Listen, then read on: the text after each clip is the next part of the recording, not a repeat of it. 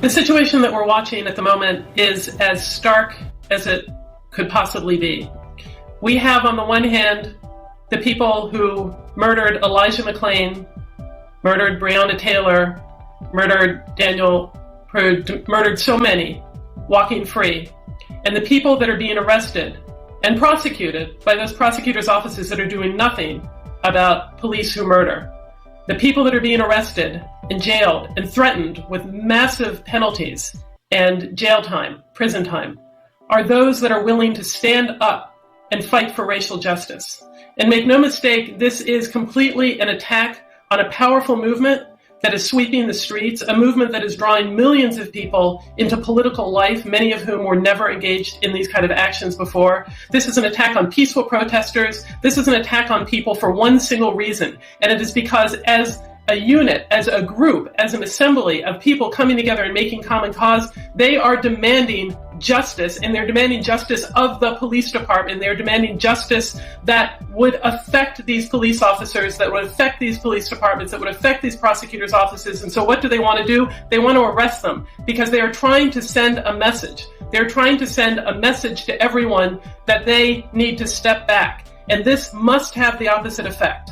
This is exactly like what was happening when Donald Trump and the military and the park police decided to attack the demonstrators and the journalists who were in and around Lafayette Park on June 1st. This was a massive attack on people without cause, without basis, and it was done in order to terrify people, to scare people, and to send a message that if you engage in social justice activism, you are risking life and limb to come out. And they certainly believed that this would chill and crush the movement, and it had the opposite effect. More people came out the next day, and more the day after, and more people joining from all walks of life. Because when people see this kind of extreme, outrageous, grotesque, and visceral types of oppression, people who care and demand justice are going to stand up and fight back, and that's what's happening now. Today, I can tell you what I heard.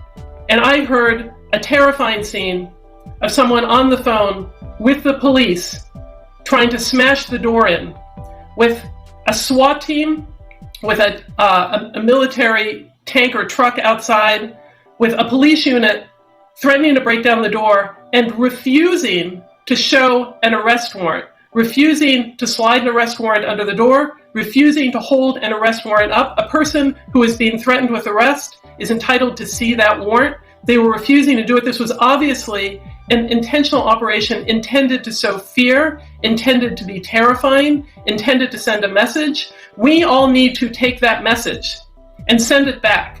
And our message back must be that we will not be afraid, that we will stand up, we will fight and stand alongside and join in the racial justice movement, that those who have been in the streets for months and for years are not going back inside, and that for others who have never come out, this is the time to come out. Because across the country, people are being arrested who are engaged in peaceful protest, and protesters are being demonized. That is always part and parcel of these kinds of attacks. There is an extreme effort to demonize demonstrators, to claim people are rioters, to suggest that people somehow deserve what's coming to them. We know it's not true. We're seeing exactly what's happening on the ground. And the only way to fight back is for more and more people to demand justice.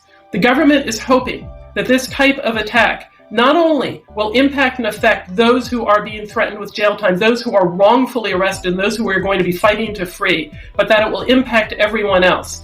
This is part of the entire initiative that we've seen from the federal government, with the deployment of federal troops, with paramilitary units into Portland, with the threatened deployment of paramilitary units elsewhere across the country. And it is only because this movement is so incredibly powerful.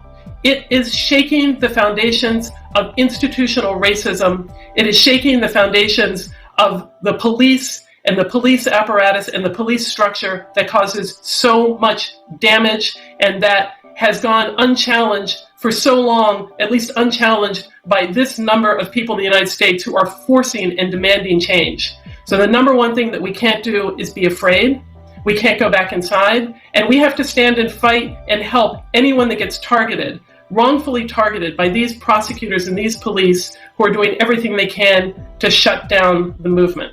That's what we're committed to doing, is to stand in defense of the racial justice movement. It won't back down, and all of us who are standing together, we won't back down. As everyone knows, we had scheduled to have the campaign for Gloria La Riva, a socialist campaign for the 2020 election campaign, be featured tonight. We got word this morning that one of our comrades, Russell, had been arrested in a Home Depot parking lot, as the others mentioned. I talked to Russell. He was able to talk for a little bit. And then word came that Lillian had been stopped by the police. She said, "I'm being pulled over." She was able to reach one of the comrades. We didn't know where she was. So others went out to look for her and finally found her car. And we talked to a neighbor, and the neighbor said that there were 5 police cars that had come to make this arrest. We didn't hear from Lillian for several hours. Finally, she was able to talk to somebody in the Denver branch. And she told that person that she had been given many, many felonies and misdemeanors. The felonies included, she believed, kidnap charges, perhaps more than one kidnap charge, riot charges. I spoke to Joel, who was at his apartment. The police arrived, the SWAT team. He said there's an MRAP tank outside. We don't know what kind of equipment they had.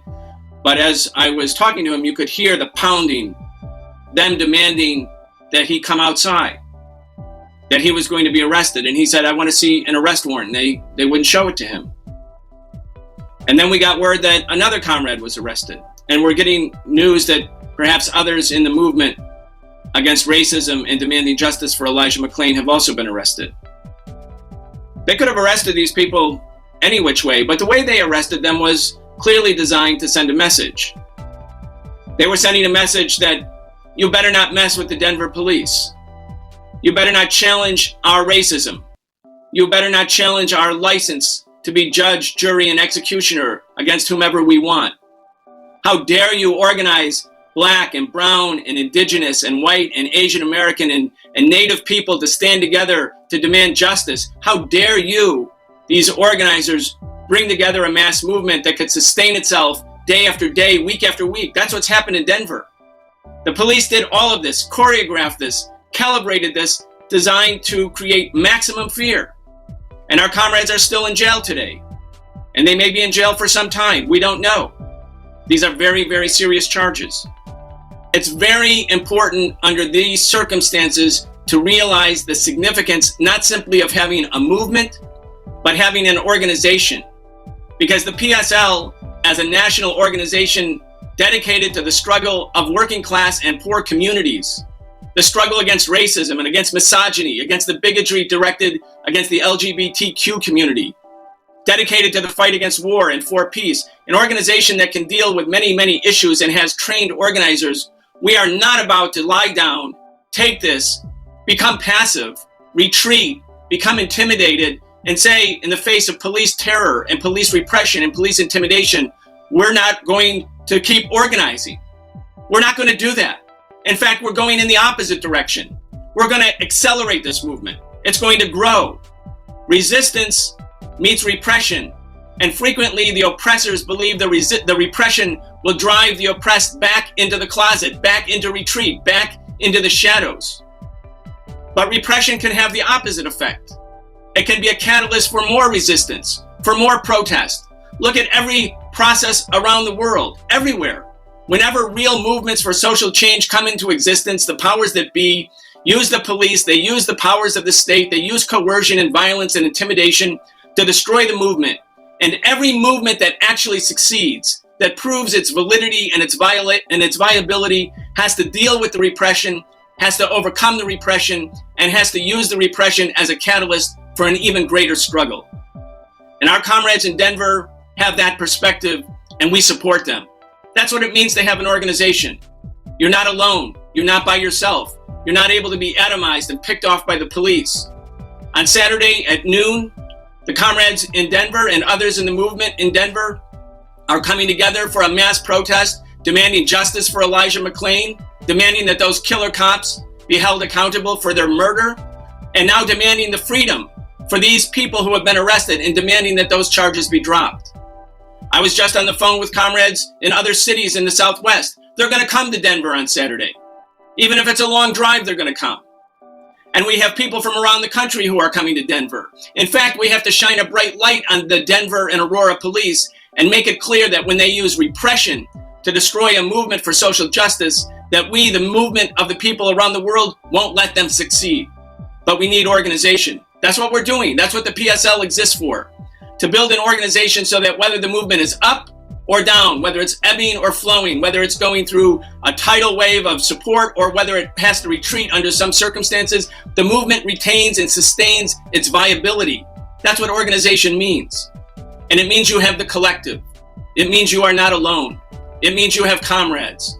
It means that when the movement is under attack, the entire movement comes to those who are the focus of that attack. We're going to overcome this, comrades. We're going to push back this police attack. Our comrades are strong. They wouldn't have been able to do what they did in the recent months in building the mass movement in Denver if they weren't already strong people. This is a trying time for them. It's a trying time for their families, but they are strong people. And we have strong comrades and strong support from the community, and we can build that movement, we can organize the support, and we can overcome. So I want to thank everyone for joining us. Go to that to the link that Marissa mentioned. Maybe she can post it once again. Of course, there's going to be legal support. There's going to be political mobilization support. This is important that we have the resources to do what we must do in order to win their freedom. The government put all these heavy charges, felony after felony after felony, so that they could be looking at decades in prison with the idea that ultimately, people would be compelled to perhaps either plead guilty to a lesser charge or be imprisoned on a lesser charge. This is called charge stacking. It's designed to crush the spirit of the individual. We can't let that happen. By changing the political climate right now, by going back into the streets, by showing that we're not afraid and that in fact this repression will lead to greater resistance, we can change the political climate such that these people will have their charges dropped, that they will be freed, that they will go back to their families and their communities and their workplaces where they are already doing organizing. And more importantly than all, that the family of Elijah McClain will get justice, and that these killer cops who killed Elijah, and as Eugene said, made jokes about their killing, that these people will see accountability. We can do this if we do it together, comrades, and we will. Thank you very much.